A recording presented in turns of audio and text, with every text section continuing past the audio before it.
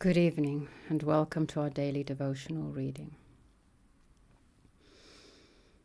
Let's take a moment and settle down.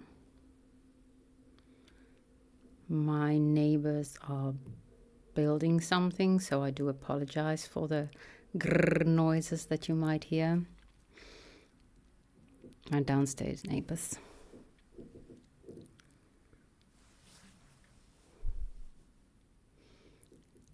Let's try to forget about all of that and everything else that tries to draw away our attention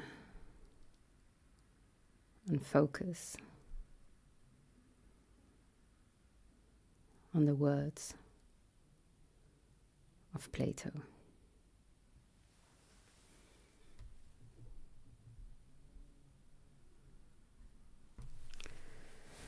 Socrates speaking. And does he not allow that his own opinion is false if he admits that the opinion of those who think him false is true? Theaetetus, of course. Socrates, whereas the other side do not admit that they speak falsely. Theaetetus, they do not. Socrates, and he, as may be inferred from his writings, agrees that his opinion is also true. Theaetetus, clearly. Socrates, then all mankind, beginning with Protagoras, I can't pronounce it in English, Pythagoras, will contend, or rather, I should say, that he will allow, when he concedes that his adversary has a true opinion, Protagoras, I say, will himself allow that neither a dog nor an ordinary man is the measure of anything which he has not learned. Am I right?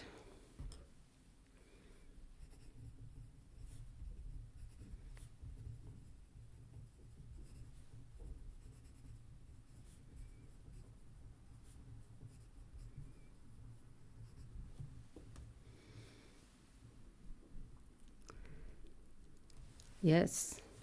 And the truth of Pythagoras being doubted by all will be true neither to himself, probably, or to anyone else. Theodorus, I think, Socrates, that we are running my old friend too hard, Socrates, but I do not know that we are going beyond the truth. Doubtless, as he is older, he may be expected to be wiser than we are. And if he could only just get his head out of the world below, he would have overthrown both of us again and again, me for talking nonsense and you for asserting to me, and have been off and underground in a trice. But as he is not within call, we must make the best of our own faculties, such as they are, and speak out what appears to us to be true. And one thing which no one will deny is that there are great differences in the understandings of men. In that opinion, I quite agree. And is there not most likely to be firm ground in the distinction which we were indicating on behalf of Pythagoras, viz., that most things and all immediate sensations, such as hot, dry, sweets, are only such as they appear? If, however, difference of opinion is to be allowed at all, surely we must allow it in respect of health or disease. For every woman, child, or living creature has not such a knowledge of what conduces to health as to enable them to cure themselves.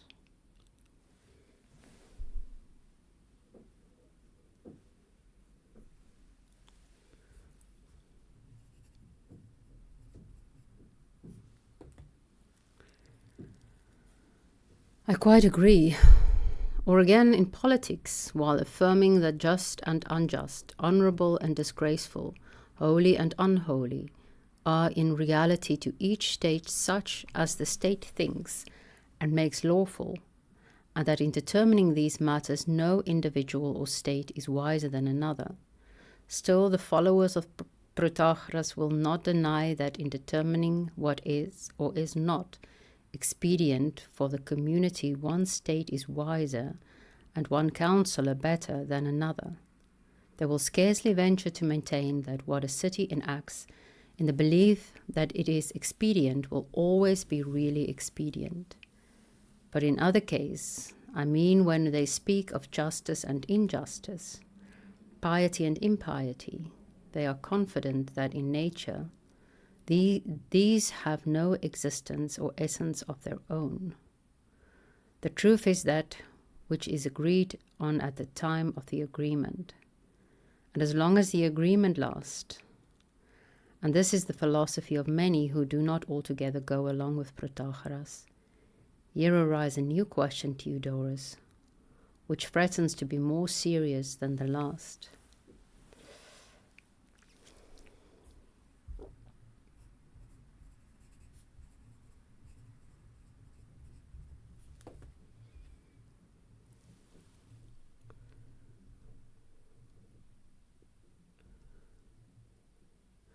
Well, Socrates, we have plenty of leisure, schole in Greek.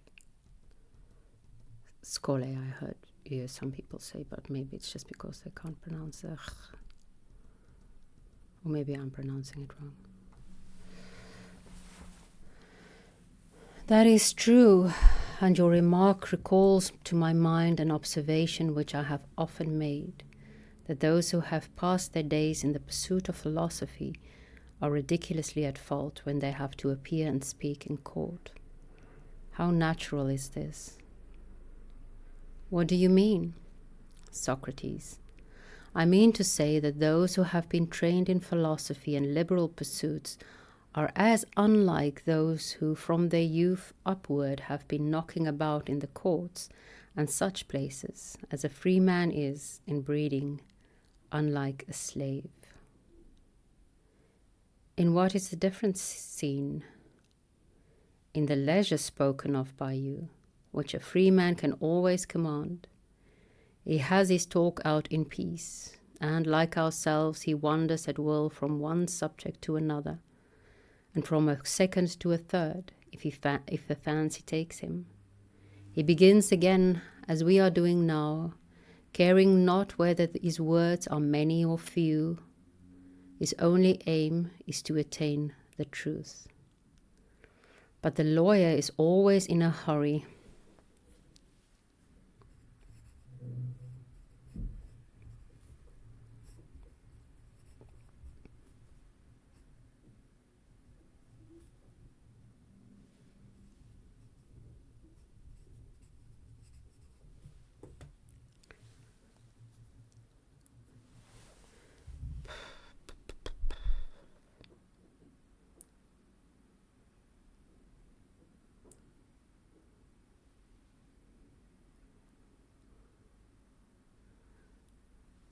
There is the water of the clepsydra driving him on, and not allowing him to expatiate at will. And there is his adversary standing over him, enforcing his rights. The indictment, which is their phraseology, is termed the affidavit, is recited at the time. And from this he must not deviate. He is a servant and is continually disputing about a fellow servant before his master, who is seated and has the cause in his hands. The trial is never about some indifferent matter, but always concerns himself. And often the race is for his life. The consequence has been that he has become keen and shrewd.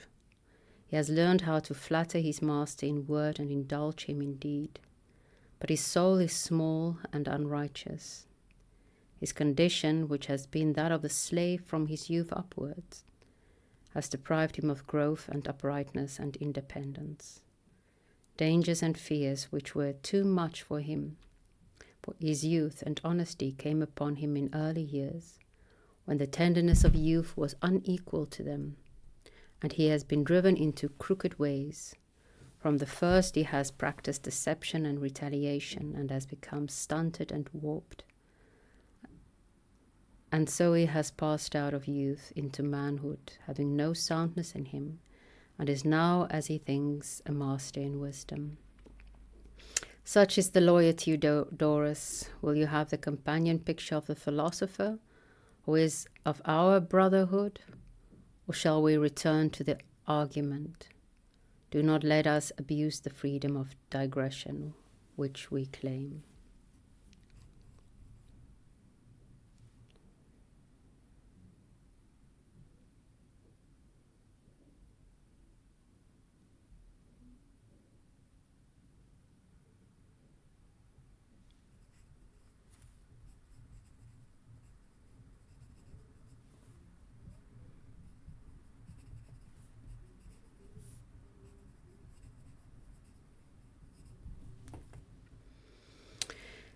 Nay, Socrates, not until we have finished what we are about. For you truly said that we belong to a brotherhood which is free, and are not the servants of the argument. But the argument is our servant, and must wait our leisure. Who is our judge, and where is the spectator having any right to censure or control us, as he might? The poets. Socrates, then, as this is your wish, I will describe the leaders, for there is no use in talking about the inferior sort. In the first place, the lords of philosophy have never, from their youth upwards, known their way to the agora, the marketplace, the meeting place of all the people, or the desetri, or the council, or any other political assembly. They neither see nor hear the laws or decrees, as they are called, of the state written or recited. The eagerness of political societies in the attainment of offices, clubs and banquets and revels and singing maidens do not enter even into their dreams. Whether any event has turned out well or ill in the city, what disgrace may have descended to any one from his ancestors, male or female, are matters of which the philosopher no more knows than he can tell, as they say. How many pence are contained in the ocean? Pints, probably. Neither is he conscious of his ignorance, for he does not hold aloof in order that he may gain a reputation. But the truth is that the outer form of him only is the city, his mind, disdaining the littleness and nothingness of human things, is flying all abroad, as Pindar says, measuring earth and heaven and the things which are under and on the earth, and above the heaven interrogating the whole nature of each and all in their entirety, but not condescending to anything which is within reach. What do you mean, Socrates? Oopsie daisy. I will illustrate my meaning, Theodorus, by the jest which the clever, witty Thracian handmaid is said to have made about Thales in English, I imagine, when he fell into a well as he was looking up at the stars. She said that he was so eager to know what was going on in heaven that he could not see what was before his feet. This is a jest which is equally applicable to all philosophers, for the philosopher is wholly unacquainted with his next-door neighbor. I wish. He is ignorant not only of what he is doing, but he hardly knows whether he is a man or an animal. That is true. He is searching into the essence of man and busy in inquiring what belongs to such a nature, to do or suffer different from any other. I think that you understand me, Theodorus. I do, and what you say is true. And thus, my friend, on every occasion, private as well as public, as I said at first, when he appears in a law court, or in any place in which he was to speak of things which are at his feet and before his eyes, He is the jest not only of the Thracian handmaid, but of the general herd, tumbling into wells and every sort of disaster through his inexperience. His awkwardness is fearful and gives the impression of imbecility. When he is reviled, he has nothing personal to say in answer to the civilities of his adversaries, for he knows no scandals of anyone, and they do not interest him, and therefore he is laughed at for his sheepishness. And when others are being praised and glorified, in the simplicity of his heart he cannot help but going into fits of laughter, so that he seems to be a downright idiot. When he hears a tyrant or king eulogized, he fancies that he is listening to the praises of some keeper of cattle, a swineherd or shepherd, or perhaps a cowherd, who is congratulated on the quality of milk which he squeezes from them. And he remarks that the creatures whom he tend, and out of whom they squeeze the wealth, is of a less tractable and more insidious nature. Then again he observes that the great man is of necessity as ill-mannered and uneducated as any shepherd, for he has no leisure, and he is surrounded by a wall, which is his mountain pen. Hearing of enormous landed proprietors of 10,000 acres and more, our philosopher deems this to be a trifle, because he has been accustomed to think of the whole earth. And when they sing the praises of family and say that someone is a gentleman because he has shown 7 generations of wealthy ancestors, he thinks that their sentiments only betray a dull and narrow vision in those who utter them, and who are not educated enough to look at the whole, nor to consider that every man has had thousands and 10,000s of progenitors, and among them have been rich and poor, kings and slaves, Greeks and barbarians, innumerable. And when people pride themselves on having a pedigree of 25 ancestors, which go back to Hercules, the son of A, he cannot understand their poverty of ideas. Why are they unable to calculate that A had a 25th ancestor, who might have been anybody, and was such as fortune made him? And he had a 50th, and so on. He amuses himself with the notion that they cannot count, and thinks that a little arithmetic would have got rid of their senseless vanity. Now, in all these cases, our philosopher is derided by the vulgar, partly because he is thought to despise them, and also because he is ignorant of what is before him, and always at a loss.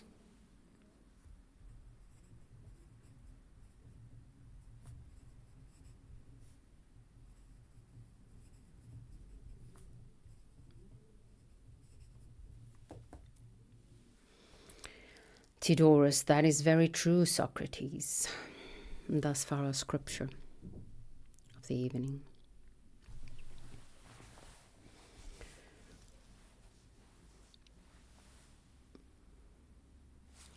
I'm recording a little bit earlier than usual. Most of my curtains are closed, but one not, and it seems to be a bit too bright. Anyways.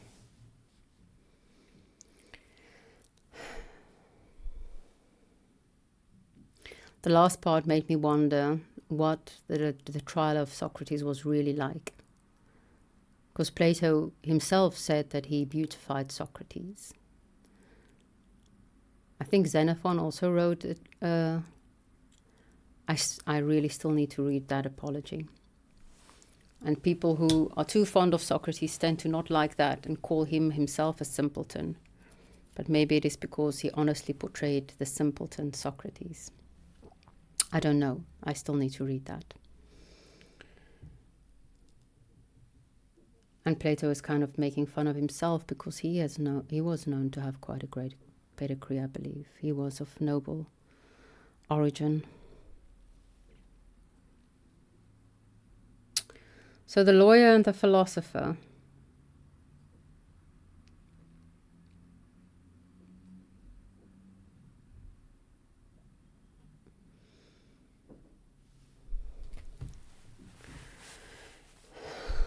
I work with lawyers, so I do not want to be too mean towards the lawyer archetype. But I also get what Socrates is saying. It often takes a lot, lawyers and accountants I work with, it takes a lot for me to defend my skole, my free time. It's considered quite normal in the business that you would not only work 40 hours, but 60 hours or more, if possible. I don't know. I work 24 hours a week, and I'm very, very protective of my time. I do not work for overtime, monetary compensation. If I cannot take time for time, then it's too bad. The work's not done.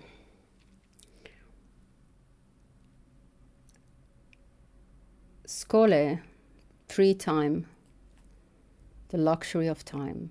Time is our most valuable asset.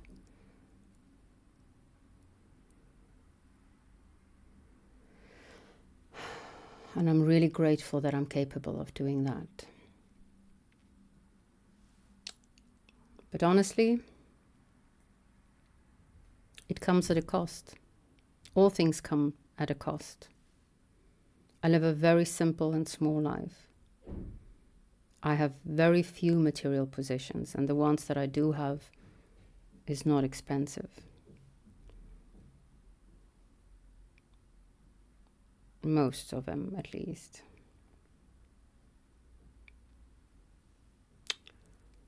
Books are basically the only thing I spend money on. But that is an investment. But I would choose the simple life, the small life, over riches, financial riches, any day. Exactly for this. To have the time to ponder, to read, to think, which I know is the same word. To listen, to learn,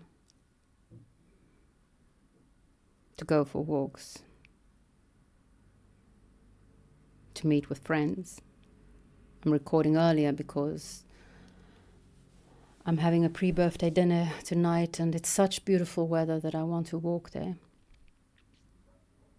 So I have to start get ready quite early.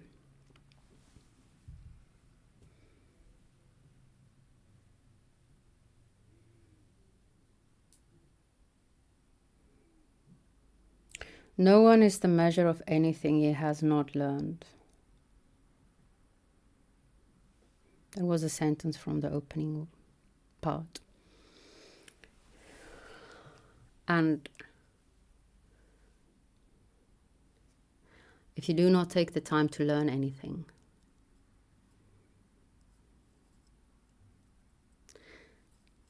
you cannot really claim to have, definitely not Sophia, and maybe not even phronesis.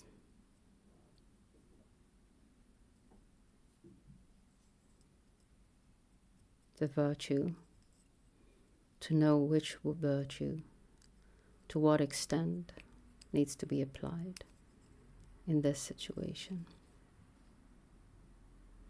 And you do not have time to pay attention to anything or anyone. I was reading, you can see better in sunlight apparently. I was reading her essay on attention and will, which made me remember that I have a video of folly linked to my practice of loving attention, which is basically drawing. I was daydreaming about the make-believe monastery in real life. I've spoken with a friend of mine of maybe doing a week of playing monastery in the real, and how I would do that. And most definitely, the afternoons will be spent in art, drawing, painting, just immersing yourself in creation, in paying attention. Because it is a skill that we are losing, and it is a skill that we are in desperate need of cultivating.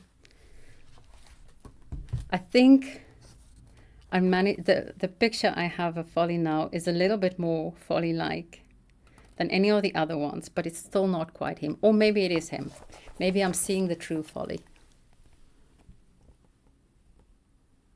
I think it's Folly-like at least. I usually date it and then write a quote from some words that they say in this thing. Being enraptured by beauty, I wrote. And I came to the conclusion, I wrote also, that Folly is most definitely a magical creature. That is why he sometimes looks like an angry elf in my drawings, because he's a magical creature. And probably family as well.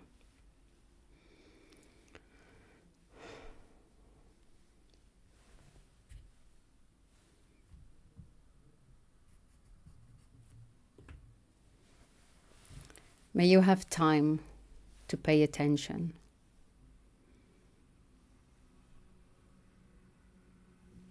Those are the best gifts I can give you. May the spirit of Sophia be with you.